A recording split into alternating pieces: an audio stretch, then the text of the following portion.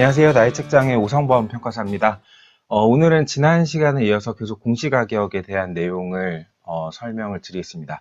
지난 시간에는 이제 공시가격이라는 게 언제부터 시행됐고 누가 그 공시 제도를 운영을 하고 있으며 뭐 어떤 분야에 활용되고 있는지에 대해서 말씀드렸고요. 오늘은 그러면 이런 걸 왜 해야 되는지에 대해서 좀 설명을 드리려고 합니다. 공시가격 제도를 시행한다라는 것의 반대는 공시가격 제도를 시행하지 않는다면 어떻게 할 거냐가 될 텐데, 주되게 이 공시가격에 사용되는 부분이 이 조세나 부담금이나 복지 파트라고 말씀드렸잖아요. 근데 이 조세나 부담금의 복지 파트에서 공시가격이 없다면 그러면 우리는 무엇을 기준으로 조세를 부과하고 무엇을 기준으로 부담금을 부과하며 무엇을 가지고 이 복지 대상자 여부를 판단할 거냐의 문제가 있겠죠. 그러면 공시가격이 없다면 그 부동산에 대해서 어떤 가격이나 가치를 보여줄 수 있는 자료가 실거래 가격밖에 없는 거죠. 그러면 이 실거래 가격이 각각의 뭐 조세나 부담금 복지에서 존재한다라고 하고 그것이 적정하다면 굳이 국가 예산을 들여서 정부 예산을 들여서 공시가격 제도를 운영할 필요가 없겠죠. 그런데 이제 이 실거래 가격이 보면 부동산을 취득하는 경우에는 실거래 가격이 존재하고요. 부동산을 양도하는 경우에는 실거래 가격이 존재하는데 부동산을 보유하고 있는 동안에는 이 실거래 가격이라는 게 없다는 것이죠.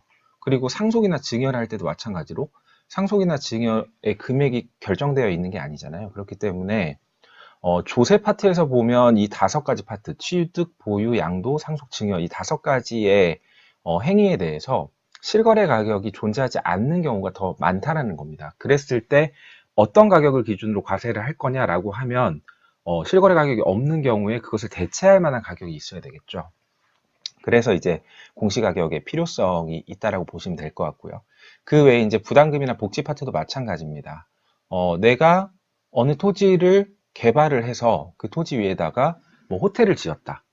그러면 개발 부담금을 내려면 지금 현재의 호텔이 깔고 앉아 있는 토지의 가격과 이 호텔을 개발하기 전에 매입한 가격, 그 차익을 가지고 이제 개발 부담금을 내야 되는데 지금 난 호텔을 개발을 했을 뿐 개발 후에 그 호텔에 대한 실거래 가격이 존재하지 않잖아요. 그런 경우에는 개발 부담금을 산정할 수 있는 기본이 되는 가격, 기초가 되는 가격이 없다는 것이죠. 그렇기 때문에 이제 공시가격이 필요해지는 거고 기초연금도 마찬가지입니다. 내가 보유하고 있는 부동산, 이 보유하고 있는 부동산에 대한 가액을 알아야 내가 기초연금 대상자인지 아닌지를 판단할 수 있는데 보유하고 있는 재산의 가액이라는 게 실거래 가격이 존재하지 않기 때문에 그런 경우에는 이제 공시가격이 필요하다는 겁니다.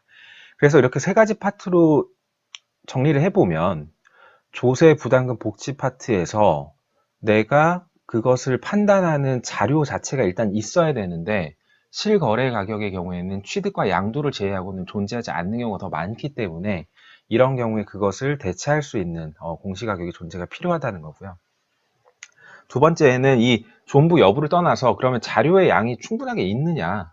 전국에 뭐 60만 필지 토지가 있다면 그 60만 필지의 실거래 가격이 다 존재해야 되겠죠. 그런데 실제 거래되는 거래량은 전체 부동산의 양에 비해서 굉장히 적다는 겁니다.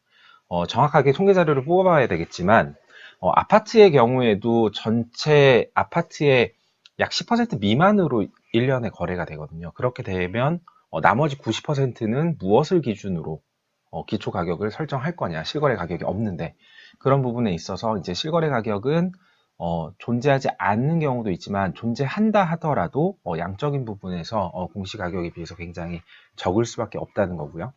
세 번째는 자료의 질입니다. 자료가 없는 경우가 있긴 있지만 자료가 있다. 그리고 다행히 내 부동산이 거래가 됐다. 그러면 자료의 존부와 양은 이제 커버가 되는데 그렇다고 해서 그 자료의 질을 인정할 수 있느냐, 그 자료가 적정하냐라고 보면 거래 가격이라는 건 이제 당사자 사이에서만 거래가 되는 가격이기 때문에 그 당사자 사이의 거래 가격이 만들어지기 위한 뭐 다양한 사정이나 이런 것들을 우리가 알 수 없다. 그래서 심지어 적정하게 거래가 됐다 하더라도 그 거래 가격을 업신고를 한다든지 다운신고를 한다든지 하는 경우도 있고요. 특별한 사정이 개입돼서 싸게 팔았다든지 높게 팔았다든지 다양한 경우가 있을 수 있는데 거래 가격에 있어서는 그런 부분들을 걸러낼 수가 없다라는 점이죠.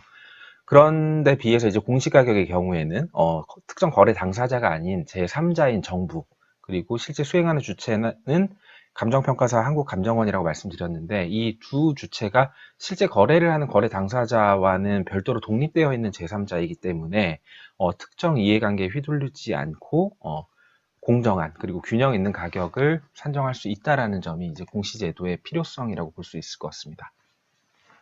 사례를 좀 보면 이렇죠. 이게 갤러리아 폴의 가격을 제가 좀 정리를 해본 건데, 실제 2014년부터 18년도까지 실제 갤러리아 폴에 거래된 가격과 갤러리아 폴의 공시 가격, 그 다음에 이제 세평 가격이라고 해서 국민은행에서 제공하고 있는 아파트 가격 시세 정보를 제가 쭉 나열을 해보고요. 그 나열된 정보의 편차들을 이렇게 계산을 해본 거예요. 그런데 보시면 거래 가격이라는 건 굉장히 지금 편차가 크죠. 공시 가격에 비해서.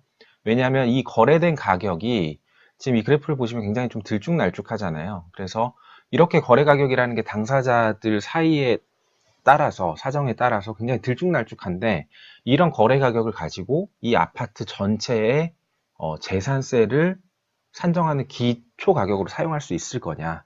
그런 점에서 보면 이제 공시가격은 물론 이 실거래 가격에 대비해서 굉장히 못 미치고 있는 것은 사실이긴 하나, 각 호별의 공시가격은 서로 간에 균형을 이루고 있다는 거죠. 그래서 편차가 굉장히 작다.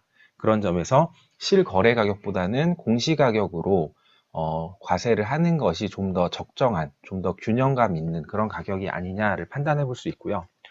하물며 이제 아파트가 이럴진데, 아파트 외에 이제 다른 부동산의 경우에는 아파트보다 훨씬 더 거래가 적잖아요. 밸류맵이라는 사이트에서 특정 지역의 합정동의 이 거래 가격을 단가로 표시를 해봤습니다. 이 지역의 공시 가격은 물론 이 도로에 따라서, 위치에 따라서, 뭐 형상에 따라서 달라져야 되겠지만, 어느 정도 이 지역을 일괄하는 가격 수준이라는 게 존재해야 되는데, 거래 가격을 보시면 굉장히 다 제각각이에요. 여기는 2,700만 원, 평당 2,700만 원, 여기는 2,600만 원, 이렇게 다 비슷한 수준으로만 들어오면 좋을 텐데, 여기는 또 900만 원이었다가, 여기는 또 3,900만 원이었다가, 1,800만 원이었다가, 900만 원이었다가, 굉장히 편차가 크다는 것이죠.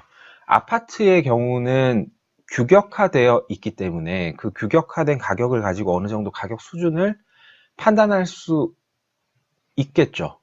그럼에도 불구하고 앞서 보셨던 것처럼 거래 가격 자체가 굉장히 편차가 크다, 공시가격에 비해서. 근데 하물며 이런 어떤 토지나 일반 주택의 경우에는 그런 편차가 더 클 뿐만이 아니라 거래되는 양 자체도 적기 때문에, 이런 부분은 이제 공시가격이 존재하지 않는다면 이 지역에 대한 어떤 적정한 과세 기준을 마련하기가 굉장히 어려울 수 있다는 것이죠. 그래서 이 공시제도를 채택하느냐 하지 않느냐는 국민들의 선택이고 정부의 선택입니다. 그런데 이 제도를 시행하는 것이 얼마나 필요하고, 그 다음에 그것이 얼마나 우리에게 도움이 되는지는 앞서 보셨던 그런 이유들에 의해서 선택을 할 수 있는 부분인 것 같고요. 그 부분을 참고해서 공시제도에 대한 가치 판단을 할 수 있을 것 같습니다. 자, 오늘 여기까지 하겠습니다.